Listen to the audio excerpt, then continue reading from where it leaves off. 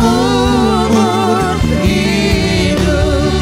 Segala pujian dan syukur, segala pujian dan syukur hanya bagimu, Yesus. Dengan lapangkan kepala,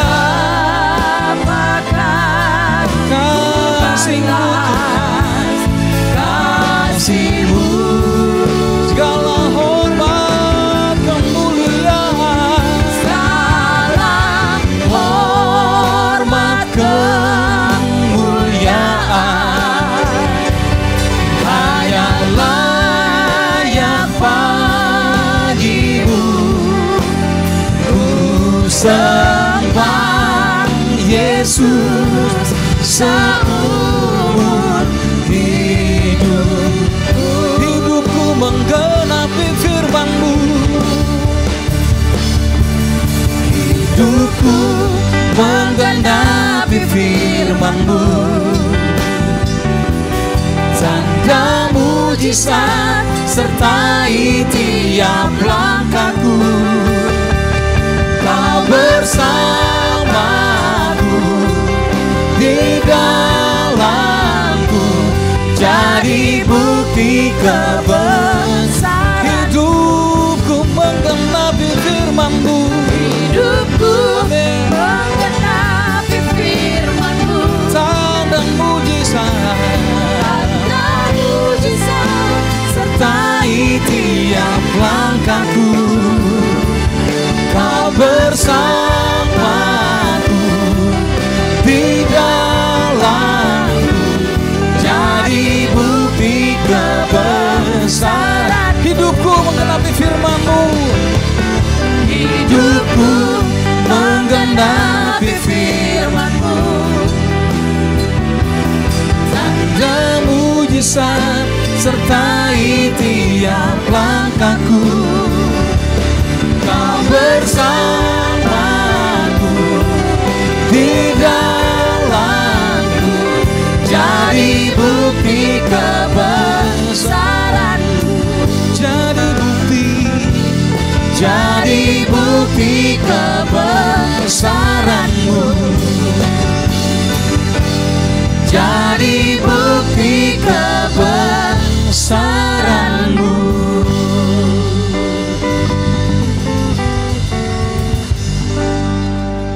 Kami bersyukur untuk satu kebaikan Tuhan yang tidak terputus dalam hidup kami. Tetapi kami juga menyadari bahwa hidup kami ini terbatas. Sehingga dalam keterbatasan kami sering sekali kami salah menafsirkan tentang Tuhan. Bapa yang baik, pada sore ini Tuhan, baik hamba dan kami semua dikuduskan oleh Tuhan. Dilayakan oleh Tuhan, baik pikiran kami, perasaan kami, perkataan kami, tingkah laku kami, dikuduskan oleh Tuhan.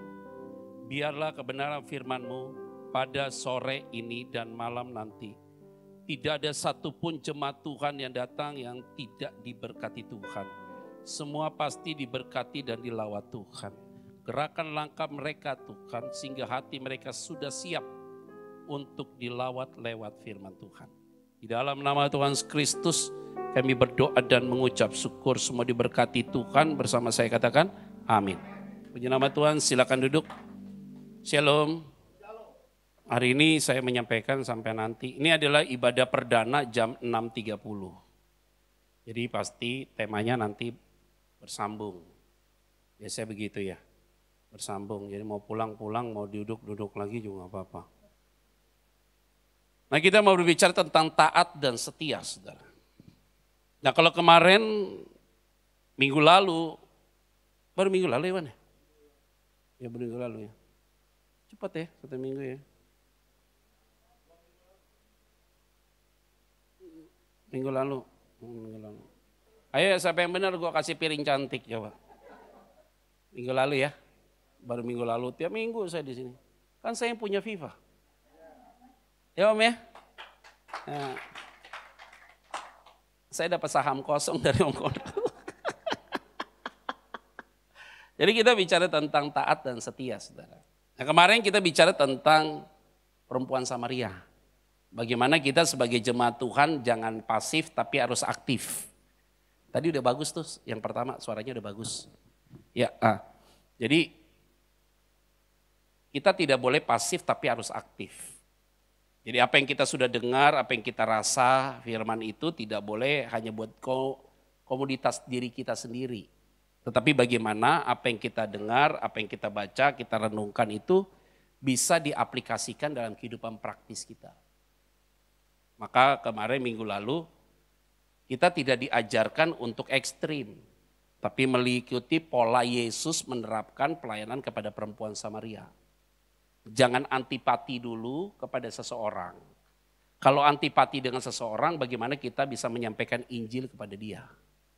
Yang kedua, kalau orang berbuat sesuatu yang tidak baik sama kita, kita tidak boleh melakukan hal itu kepada dia sama seperti dia melakukan kepada kita. Kalau dia melakukan kepada kita tidak baik dan kita melakukan juga tidak baik sama dia, apa bedanya kita sama dia? Itu poin yang kedua. Poin yang ketiga adalah biasanya Tuhan akan pakai kita sesuai dengan konteks masalah saat itu. Jadi kalau konteks masalah saat itu memang karena penyakit, lewat penyakit itulah kita masuk. Kegagalan rumah tangga lewat kegagalan rumah tangga lah. Faktor ekonomi lewat faktor ekonomi. Jadi kita selalu diajar Tuhan melayani berdasarkan konteks. Yang keempat, kalau orang itu sudah diselamatkan oleh Tuhan, nggak perlu lagi diajar bagaimana dia menceritakan tentang kebaikan Tuhan. Maka perempuan Samaria itu cerita di mana-mana. Akhirnya satu daerah itu dilawat Tuhan. Dan Yesus datang, akhirnya orang-orang Samaria ngomong kepada perempuan Samaria itu. Sekarang kami percaya bukan karena apa yang kamu katakan. Tapi kami percaya sekarang karena kami melihat dia dan merasakan dia dalam hidup kami. Jadi yang minggu lalu gak dapat, yaudah nih gue udah simpulkan khotbahnya barusan. Nah baru kita masuk. Nah kalau udah cerita begitu baru kita masuk taat dan setia. Ternyata di dalam Alkitab ini ada perintah dan ada larangan. Nah perintahnya seperti apa, larangan seperti apa. Ada di dalam Kejadian pasal 2 ayat 15 sampai 17. Yuk kita baca yuk. Ayat 15 Kejadian pasal yang kedua. 1, 2, 3 ya. Tuhan Allah mengambil manusia itu dan menempatkannya dalam Taman Eden. Untuk mengusahakan dan taman itu. Jadi kata mengusahakan dan memelihara. Kenapa saya bilang mengusahakan dan memelihara? Karena Taman Eden begitu luas, fasilitas sudah disiapkan, segala sesuatu sudah disiapkan.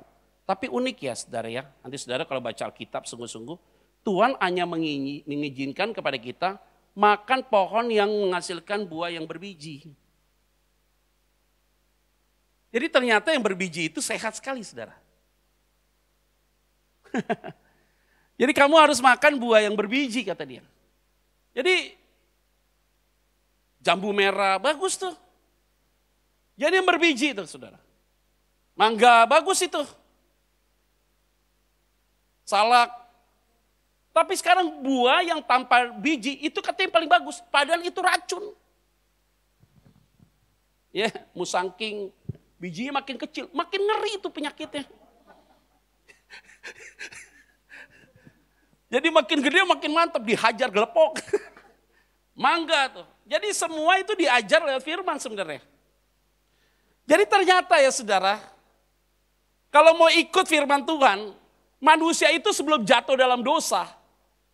Dia tidak perlu saudara berusaha secara aktif, tapi dia hanya memanage apa yang sudah Tuhan berikan. Nah, ini kita pola pikir ya sama dulu nih lihat ya. Jadi sebenarnya dalam kondisi saat ini nih, kelihatan sekali antara orang dalam Tuhan atau tidak dalam Tuhan. Orang yang sungguh dalam Tuhan hari ini memanage berkatnya tertib dan teratur. Jadi kita tidak lagi berusaha saudara, karena kalau orang itu hidup di dalam dosa, sebelum manusia jatuh dalam dosa, kita disuruh mengusahakan kok. Artinya apa? Memanage semua yang sudah disiapkan oleh Tuhan dan memelihara. Artinya kita tidak menciptakan ketika mereka belum jatuh dalam dosa. Itu adalah perintah. 16 kita akan baca ya. 1, 2, 3 ya. Lalu Tuhan Allah memberi perintah ini kepada manusia. Semua pohon dalam taman ini boleh kau makan apa? Apa? Hebat Tuhan. Enggak ada yang nanam langsung makan. Adam dan Hawa, Adam tidak disuruh tanam karena sudah ada buahnya. Langsung tinggal makan. Identik orang yang hidup belum jatuh dicemari oleh dosa. Artinya apa? Kita itu hanya menikmati berkat yang ada. Jadi saya nggak kaget saudara. Dalam keadaan begini saudara tetap dipelihara oleh Tuhan. Karena ini pola dasar nih. Ini pola dasar pemikiran Allah terhadap saudara dan saya. Tapi kenapa kita sekarang bekerja, ibu-ibu kenapa hamil, sakit, bapak-bapak harus bekerja? Karena dicemari oleh dosa.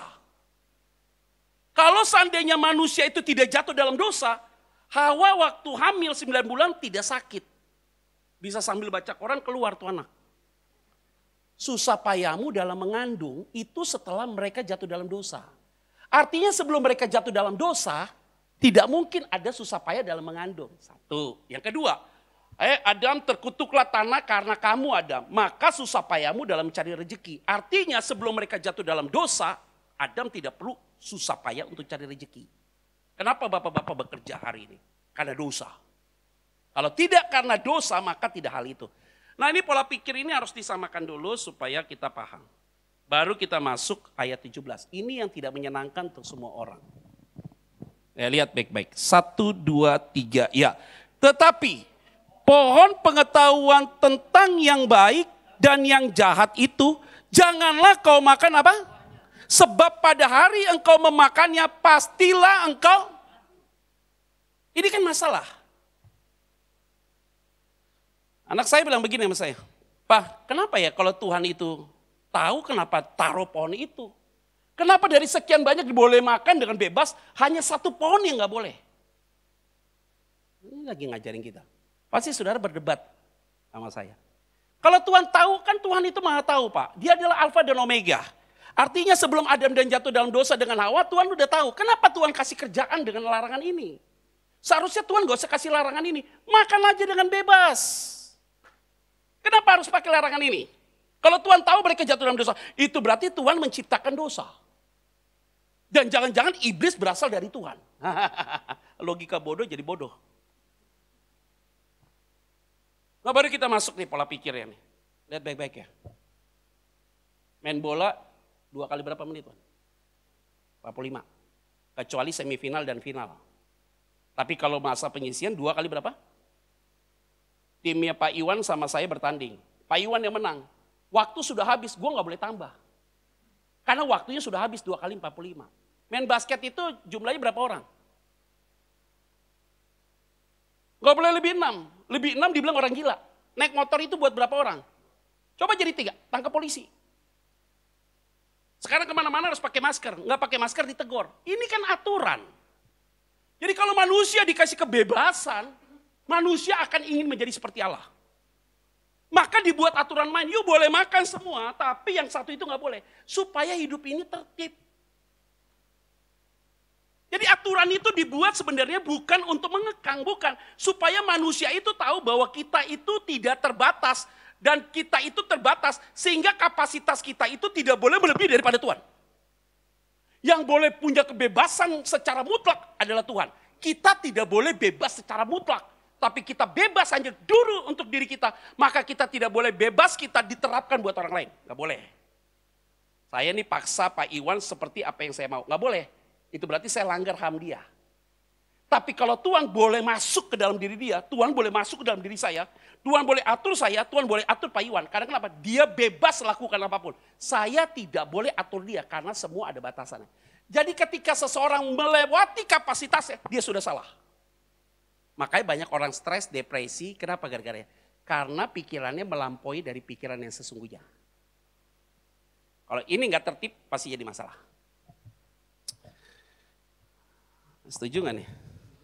Ya udah gitu doang sih sebenarnya. Jadi semua ada aturan mainnya, nggak boleh nggak ada aturan mainnya. Segala sesuatu ada aturan mainnya. Nggak boleh kita sembarangan, semua ada aturan mainnya. Nah kenapa ada aturan mainnya? Supaya kita tidak keluar dari kotak aturan mainnya Tuhan. Siapa yang berani keluar dari kotak itu, kamu gak taat dan setia. Oke, kita masuk poin berikutnya. Yuk, klik. Ini dia nih. Ini perintah nih tadi. Disuruh usahakan semua. Memelihara semua. Waduh, menikmati ya. Nah, kita baru sadar ya hari ini ya. Ketika saya coba untuk mempersiapkan bagian ini, baru saya lihat bahwa kebesaran Tuhan itu luar biasa sekali, saudara. Kenapa saya bilang begitu? Kenapa ya? Tuhan katakan mengusahakan dan memelihara ya. Coba lihat deh hari-hari ini kita lihat ya. Ekonomi nggak stabil ya. Tapi lihat ya, bagaimana cara kita memanage berkat yang sudah ada dan bagaimana berkat itu digunakan dengan baik. Lihat ya, dari masa pandemi sampai hari ini, cara pengeluaran kita lebih tertib daripada sebelum terjadi corona. Karena kenapa? Sebelum corona kayaknya kita semua maunya begini. Tapi setelah lagi masa corona, segala sesuatu dikeluarkan dengan sangat hati-hati sekali. Karena kenapa? Kita memanage segala sesuatu. Tuhan lagi ajarkan kita untuk apa? Menghargai berkat yang sudah Tuhan percayakan buat kita. Pak Jokowi kemarin kasih kata sambutan di 17 Agustus, dia bilang apa? Semua udah kayak di komputer seluruh negara, di restart ulang. Jadi mereka menanjak, tapi naik di tanjakan yang terjal. Semua lagi cari pola nih. Seluruh negara lagi cari pola nih, pola mana yang tepat nih. Ini kayaknya polanya bentuknya kotak, ini segitiga. Semua lagi cari pola nih. Karena semua lagi di restart, dicari pola nih. Bagaimana cara menghadapi corona ini. Vaksin mana yuk yang bisa tolong? Sekarang Rusia bilang vaksinnya bisa disuntik ke seluruh massal, iya. Negaranya, WHO tolak. Bilang nggak bisa begitu dong, harusnya nggak bisa begitu, kalimat harus diuji klinis. Rusia bilang apa? Dari 6 tahun yang lalu vaksin ini sudah kita buat. Itu berarti dia tahu akan terjadi corona. Ajaib pertolongan Tuhan. Jadi saudara mulai berpikir nih saudara. Dia 6 tahun yang lalu sudah kerjakan vaksin ini dan dia bilang vaksin ini ada buat dia, hari ini buat negaranya. Vietnam kacau sekarang, bubble. Vietnam yang tadinya 0 coronavirus, sekarang banyak dia, panik dia. Dia akan pakai vaksin dari Rusia. Ingat loh, klasternya bakteri corona yang ada di Rusia sama Vietnam beda loh. Salah suntik ke Rusia, mencong semua tuh mulut. Ayo, sampai kapan vaksin ini? Jadi saya sempat ngobrol sama teman saya nggak sadar ini bikin 1 tahun, 2 tahun, 3 tahun, 4 tahun, 5 tahun, nggak ada yang tahu. Karena uji klinis. Kalau nanti vaksin kita datang 2021, katanya vaksin merah putih. Siapa yang mau coba? Kalian duluan deh, nanti kasih tahu saya. Kalian lolos, baru gue mau pakai. Karena tidak akan bisa hari ini menemukan polanya. Lagi dicari polanya bagaimana. Ini cari polanya, semua lagi cari. Tapi bersyukurnya hari ini Tuhan lagi ajarkan kita apa? Bukan hanya memanage dengan baik, tapi apa yang sudah ada hari ini disyukuri dan kita sungguh-sungguh dapat mengerjakan dengan penuh tanggung jawab pada Tuhan. Makan dengan bebas. Perintahnya apa? Makan dengan bebas. Baru kan, lihat ya perhatikan baik-baik. Nanti saudara baca ya di pasal yang ketiga, ini pasal yang kedua. Di pasal ketiga kan setan ngomong sama si Hawa. Hawa, semua boleh kamu makan, tapi setan tidak kutip ayat yang ke-17. Semuanya boleh dimakan kok. Boleh kamu makan. Karena setan bilang apa? Kalau kamu makan, kata dia, kamu akan seperti Allah. Setan itu selalu ngajarkan kita bebas tanpa batas. Tapi Tuhan ngajarkan kita bebas ada batasannya. Makanya semua yang hadir dalam ruangan ini, tidak ada satu orang pun yang bisa hidup seenaknya. Tapi kita hidup karena ada aturan mainnya, yaitu kebenaran firman Tuhan. Ayo makan dengan bebas. Sekarang kita mulai pilih-pilih kan. Kalau kolesterol jangan makan daging babi. Ya udah mulai pilih-pilih kita. Jaga-jaga. Saya udah kalau ada kepala di sini sakit Pak Konrad. Ditawar makan daging udah gue tarik-tarik gini. Ini mulai keras nih. Kayaknya ada sesuatu yang gak bener nih. Udah berhenti minum obat kolesterol tetap sakit. Oh salah tidur kalau gitu. Pola tidurnya ya dirubah. Nah ini kan kita yang kayak gini-gini hati-hati loh. Maka dibuatlah sebuah larangan. Jangan dimakan buah pohon pengetahuan tentang yang baik dan yang jahat. Ayo lihat ya. Saudara tahu nggak? Setelah manusia itu jatuh dalam larangan itu, tahu apa yang terjadi? Tuhan tuh bilang begini, yuk kita ngobrol yuk. Kenapa? Rapat. Itu pohon yang satu lagi itu yang kehidupan itu cepat kita tutup dengan kerup. Karena kalau mereka makan itu, mereka sudah sama seperti kita.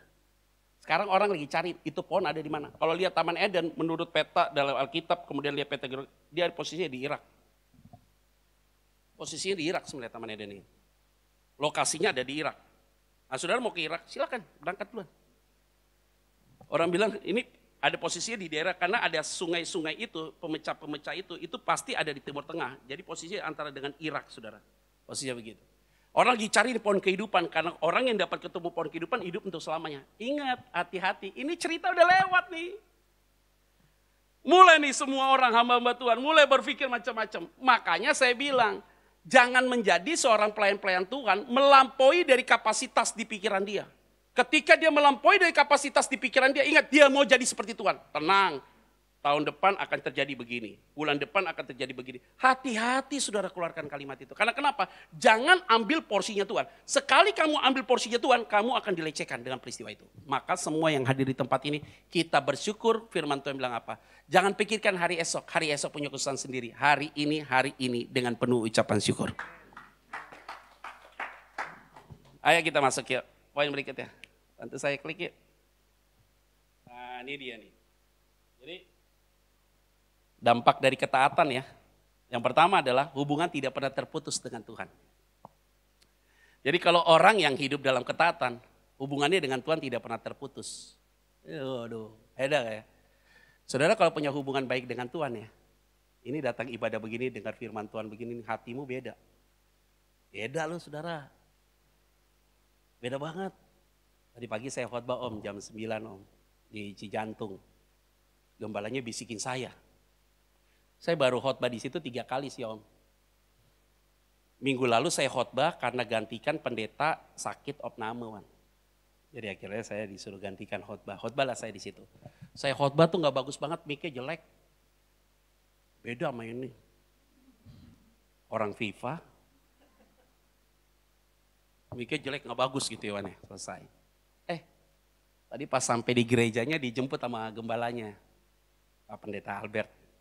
Pastor, oh ya. Sehat Pastor ya, seger ya Pastor. Iya, gimana Pak Albert ya?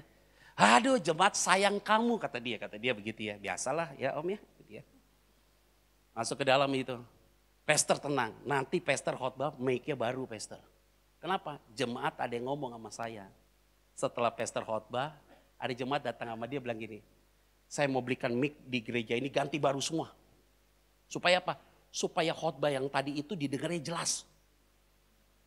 Saya bilang, pas saya khotbah, waduh empuk banget.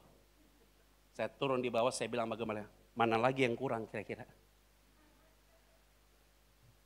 Udah ada lihat ya.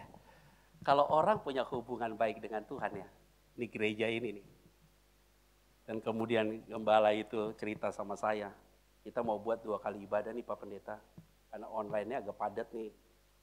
Saya bilang sama dia, kenapa yang Bapak rasakan? Saya itu diberkati sekali Pak Pendeta. Diberkati dengan apa? Saya ceritain Pak ya. Ya. Ini gereja dulu hanya 15 orang, Cijantung kan om. Jadi itu gerejanya masuk ke dalam kampung om. Jadi kalau jalan raya Bogor tuh, dia masuk kanan tuh ke dalam.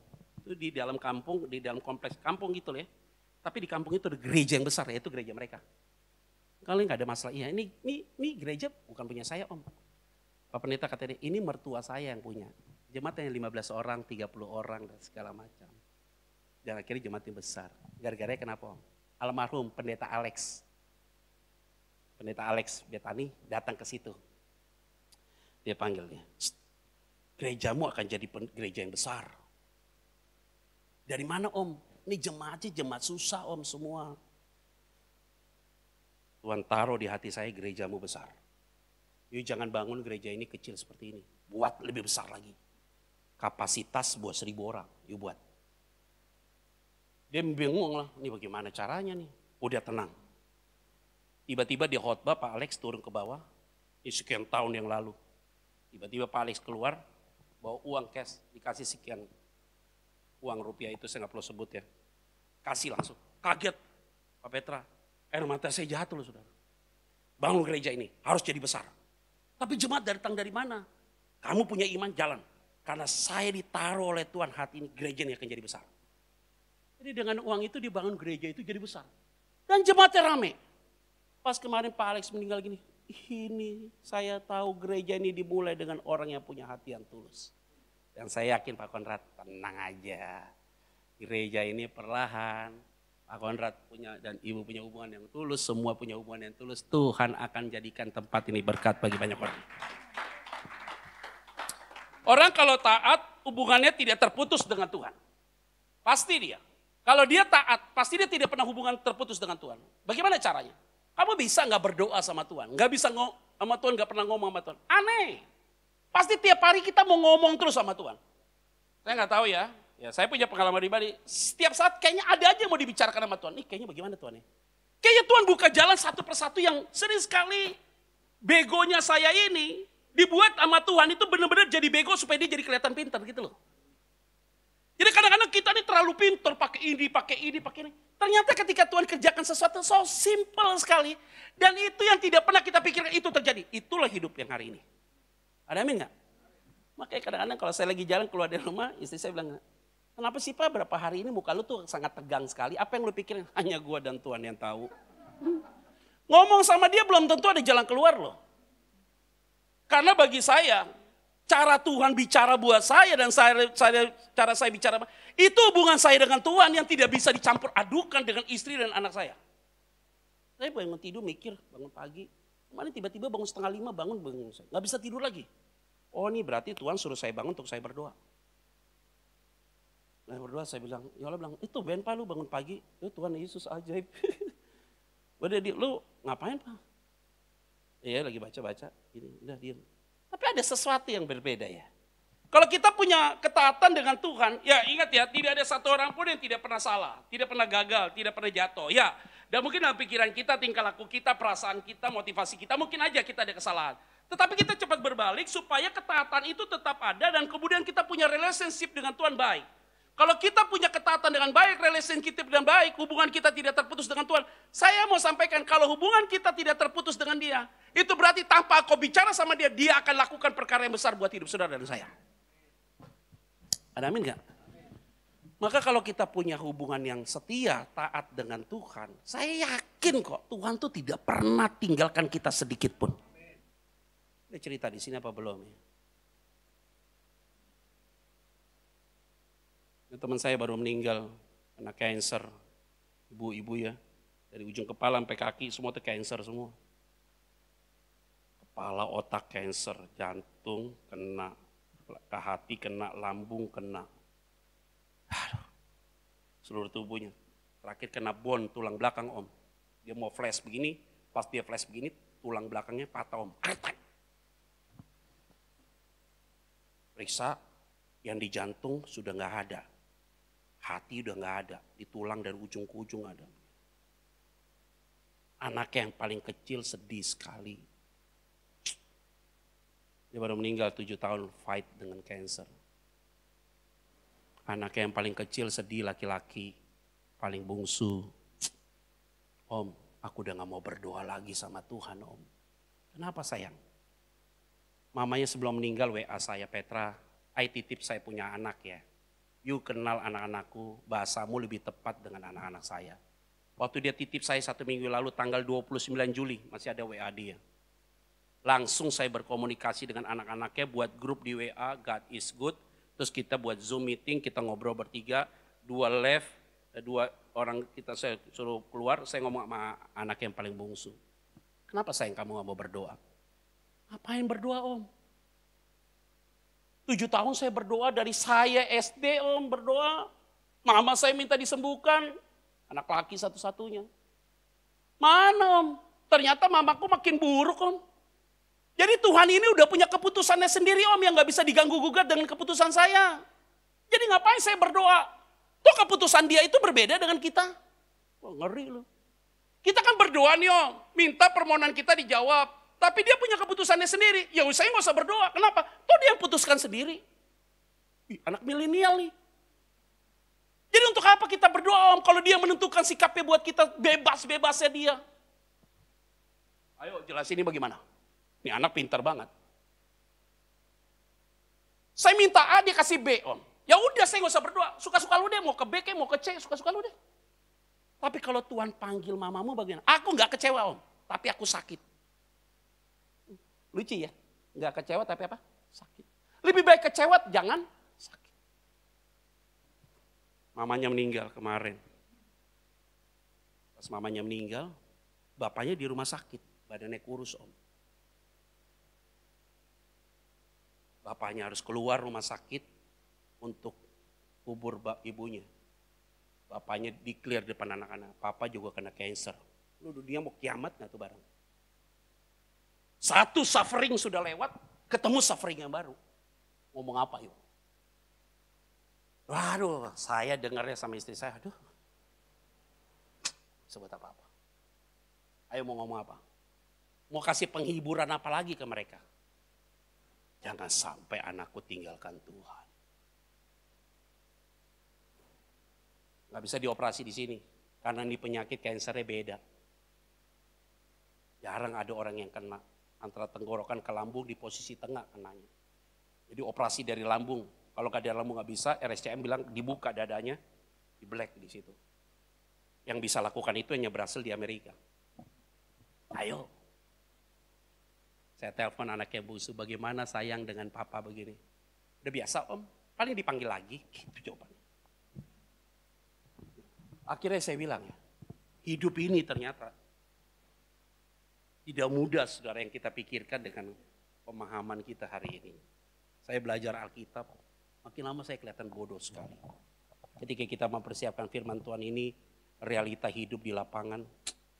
Saudara, apa yang kita pelajari selama ini saya di sekolah teologi, bubar seketika. Plus. Karena saya nggak pernah punya jawaban itu. Baru saya sadar. Oh pantas aja Tuhan bilang, seluruh boleh kamu makan, yang itu tidak boleh kamu makan. Karena memang kita terbatas untuk tidak boleh makan itu. Nah ini yang sering sekali kita susah untuk dapat mencerna. Nah satu hal yang saya mau sampaikan. Hari ini kita taat saja dengan apa yang Tuhan kerjakan. Itu berarti hubunganmu dengan Tuhan pasti akan dipulihkan oleh Tuhan. Good news-nya apa? Ngomong sama anaknya yang paling bungsu. Joshua, bagaimana sayang? Jawaban dia sederhana. Om Petra, aku gak mungkin kecewa sama Tuhan. Kenapa? Karena mamaku sudah gak sakit lagi sekarang di sana. Udah tersenyum dia, udah ketawa-ketawa dia di sana. Enak Om Petra, gak perlu kemo lagi mamaku. Aduh, yang kasih pengertian itu siapa? Tuhan. 2 hari gue gak bisa tidur loh, mikirin ini anak nih, bocah satu nih. Ternyata Tuhan ubah dia itu jangan hitungan detik doang tuh. Dia tiba-tiba punya pikiran gitu. Padahal gue ngomong berjam-jam dia gak punya pikiran ke situ. Itulah Tuhan. Saya gak boleh curi kemuliaan Tuhan. Tapi Tuhan yang bekerja supaya dia bergantung sama Tuhan, tidak bergantung sama saya. Ini Tuhan kita yang luar biasa. Maka akhirnya yang saya mau sampaikan, orang yang taat itu hubungan dengan Tuhan tidak terputus. Dia merasakan kebaikan Tuhan tanpa batas. Jadi kalau saudara lihat jenazah orang yang takut Tuhan kalau meninggal itu, aduh saudara, ampun deh. Teman-teman yang semua yang cancer datang sampai lihat begini. Kok lu cantik banget sih. Jenazahnya saya foto, saya kirim ke anak saya bilang gini, papi kok tante ini lebih cantik waktu mati daripada hidupnya. Cantik banget dia. Ibunya lihat nangis, anakmu cantik sekali. Senyum, tidur, enak banget loh. Kayak gak ada apa-apa, dia mau mati dia kasih tahu, gue mau pakai baju ini, gue nanti taruh di sini. Dia yang desain semua tempat untuk nanti dia mati. 2 hari sebelum mati dia bilang jangan dijenguk saya. Mungkin dia lagi bicara sama Tuhan secara khusus. Hebat banget. Aku telah mengakhiri dan perjuanganku sudah selesai. Wah hebat ya. Ternyata saya baru sadar dengan kalimat ini yang akhirnya saya persiapkan buat saudara. Yaitu apa? Merasakan kebaikan Tuhan bukan ketika engkau sehat saja. Dalam keadaan sakit pun juga engkau merasakan kebaikan Tuhan tanpa batas. Waduh hebat. Ada amin gak? Hari ini kita bisa sehat dan kita bisa datang. Engkau sedang menikmati kebaikan Tuhan tanpa batas. Amin ya saudara. Kita sudah menikmati kebaikan Tuhan nih. Saya menikmati kebaikan Tuhan tanpa batas. Jadi pola pikir kita berbeda nih. Bukan hanya kita sehat, dalam keadaan sakit pun kita melihat kebaikan Tuhan tanpa batas. Dan Tuhan kita adalah Tuhan yang luar biasa. Kalau orang yang taat bukan hanya itu. Dia menghadapi apa? merasakan pemeliharaan Tuhan yang tanpa batas. Ayo bagaimana kita berpikir hari-hari ini banyak orang yang di PHK dan segala macam. Tepat sampai hari ini pun juga tetap Tuhan pelihara hidup kita. Ada aja, ada yang gak susah di sini? Kasih tau saya nanti gue pulang kasih roti. Tetap hari ini ada pemeliharaan Tuhan. Tanpa batas itu artinya bukan bicara tentang uangnya makin banyak, makanannya makin banyak. Bukan, tanpa batas artinya apa? Day by day tetap ada saja pertolongan Tuhan buat kita. Ada amin gak nih? Siapa yang bangga punya Tuhan Yesus? Ya udah berikan tepuk tangan kalau begitu. Jadi pemeliharaan Tuhan itu tanpa batas. Bukan hanya itu, perlindungan Tuhan bagi kita juga pun tanpa batas. Nah ini lihat orang yang tidak taat. Ya, lihat ya, dampak ketidaktaatan. Terputus dengan Tuhan, pasti dia. Yang kedua paling bahaya apa? Hidup dalam ketakutan. Takut dia. Parno nih saudara. Ya, boleh sih waspada dengan corona, tapi jangan terlalu berlebihan. Kalau terlalu berlebihan repot juga loh. Nggak boleh masuk ke rumah, segala macam, apa-apa semua. Aduh, luar biasa ya saudara ya. Lihat orang takut, semua takut. Jadi repot juga itu kayak gitu-gitu. Harus dibatasi juga. Rasa takut itu hati-hati loh. Rasa takut itu menghilangkan imun kita, daya kita juga rasa. Sel kita juga bermasalah, aliran darah kita jadi nggak bagus. Coba saudara, satu hari berpikir negatif terus saja. Satu hari kamu berpikir negatif, malam tidur badan lelah sekali. Coba satu hari ini saudara berpikir positif terus, perkatakan hal yang positif. Malam tidur nyaman banget bos. Cobalah, perkataan positif. Dan setiap hari ini, sudah dia. Ada positif ya. Coba kita berpikir positif, keluarkan perkataan yang positif satu hari. Kita lihat ya, rasanya beda. Tapi kalau dari pagi kita bangun, wah nih kayaknya sial nih hidup nih. Wah nih bagaimana. Coba lihat malam badan kayak capek banget, pegel sekali. Saudara. Lelah sekali. Makanya semua yang hadir di tempat ini, kalau kita tidak taat hidup dalam ketakutan pasti. Yang ketiga, bekerja dan berusaha. Kerja, takut, bagaimana berusaha takut nanti cuannya hilang, profitnya. Maka saya bilang gini ya, low profile, high profit. Wih keren. Low profile, high profit. Daripada high profile, jadi low profit. Jadi kita low profile, tapi apa? Ada aja, nanti kita lihat nih. Orang bekerja, berusaha, berkatnya segitu doang tuh. Ada orang yang bekerja, ikutin aturan main, berserahnya makin tinggi, bergantung sama Tuhan. Berkatnya bisa lebih dari orang yang bekerja keras. Bekerja penting ya, tapi melebihi kapasitas jadi salah. Maka segala sesuatu yang over pasti salah. Tapi semua dikerjakan dengan rasa syukur dan dinikmati dengan secukupnya, ada saja pertolongan Tuhan. Dan selalu orang-orang yang demikian apa orang yang tidak taat? Tidak pernah melihat dan merasakan pertolongan Tuhan. Lihat ya, padahal Tuhan tolong dia merasa tidak melihat pertolongan Tuhan seperti apa. Ini orang susah bersyukur kayak begini nih. Tapi ini sebenarnya poin ini, peta konsep ini gak usah saya tampilkan. Karena yang paling penting tadi saudara yang tadi. Yang ini karena bukan saudara, saya lihat wajah-wajahnya ini yang tadi. Kalau yang ini bukan saudara, saya lihat ini bukan saudara. Tergantung sih. Tapi saya yakin ini bukan saudara lah ya. Kita buang ya. Yang terputus dengan Tuhan hari ini kita minta diperbaiki. Yang hanya memisahkan engkau dengan Tuhan itu hanya pelanggaranmu kok. Kita bereskan pelanggaran kita supaya hubungan bagus. Yang kedua, kalau kita bagus maka tidak ada lagi ketakutan. Yang ketiga, pasti kita akan mengusahakan dan memelihara berkat yang ada. Yang keempat, tidak lagi melihat itu, kita selalu melihat kebaikan Tuhan, pemeliharaan Tuhan, pertolongan Tuhan, perlindungan Tuhan bagi kita semua. Ada amin? Kesimpulan yuk, udah habis waktunya. Ini dia nih. Yang pertama yuk kita baca yuk. Baca sama-sama. Kelihatan nggak? Yuk baca yuk. 1, 2, 3 ya. Hidup selalu ada perintah. Dan perintah selalu didasari oleh kasih. Kalau perintahnya itu dasarnya nggak kasih, ngumel kita pasti. Benar nggak? Contoh ya. Anak-anak saya lebih takut kepada ibunya daripada kepada saya. Jadi kalau saya kemarin ada acara di rumah, ya kita lagi syuting-syuting gitu. Ada teman datang bawa motor, saya pinjam motornya dong. Kita ke Indomaret, saya ajak anak saya yang paling bungsu. Naik motor yuk. Sama papa ke Indomaret. No papi, kenapa? Izin dulu sama mami, aku takut. Mukanya dia ketakutan banget. Gue bilang kenapa begitu? Gue kan bapaknya. Saya kepala rumah tangga, kenapa dia jadi takut banget sama Yola? harus izin dulu mami. Aku takut mami. Papi, ayo sini mama. Dia mau pergi sama gue ya. Ke Indomaret. Ya udah hati-hati. Jalan dong. Beli aqua balik nih. Enak lu naik motor. Pak lu ngajak dia naik motor. Kalau kayak gitu gue gak kasih. Kalau gue yang bawa, lu harus kasih. Dasarnya kasih lah saudara. Kalau dasarnya gak kasih semua jadi repot nih kita. Jadi perintah yang Allah berikan itu bukan dasarnya kebencian, enggak. Kasih dia. Yang kedua, kita baca yuk. 1, 2, 3 ya. Setiap perintah selalu ada larangan. Nggak mungkin bebas. Boleh nih.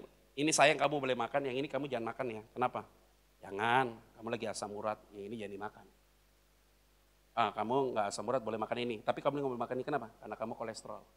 Makanan yang disajikan kolesterol dan asam urat, tinggal dipilih. Pas saya kolesterol sama asam urat, makan mejanya doang. Jadi makanan boleh diservis, pilih aja mana yang cocok, mana nggak cocok. Dipilih kan, itu berarti yang nggak dimakan ya itu berarti itu yang Tuhan larang supaya kita nggak boleh makan. Masalahnya kan di situ. Ya oke, lihat ya yang ketiga, 1, 2, 3 ya. Larangan membuktikan manusia harus ada batasnya dan tidak boleh bebas tanpa batas. 4, 1, 2, 3 ya. Orang yang setia dan taat tidak akan pernah ditinggalkan Tuhan. Amin nggak nih? Terakhir, 1, 2, 3 ya. Anak cucu orang yang taat selalu menikmati pemeliharaan Tuhan. Amin ya. Harusnya dari tadi khotbahnya langsung ke kesimpulan ya, bisa langsung pulang ya. Amin. Taat itu gampang kok, berasal dari sini tanpa diperintah. Nah saudara-saudara yang saya kasih dalam nama Tuhan Kristus, biarlah firman Tuhan hari ini memberikan kekuatan bagi kita. Ingat Tuhan kita tahu yang terbaik buat kita. Selamat hari Minggu, Tuhan Yesus memberkati kita semua. Shalom. Nama Tuhan ya. Saya undang kita semua bangkit berdiri yuk. Satu lagi dulu kita angkat.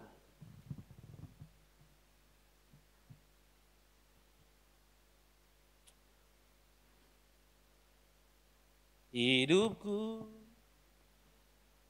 Ayo hambanya. Wah, udah lama kita nggak ketemu ya. Long time ago di Bethlehem ya.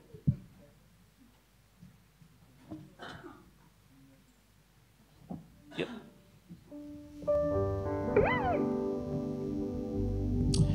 Hidupku menggenapi firman-Mu,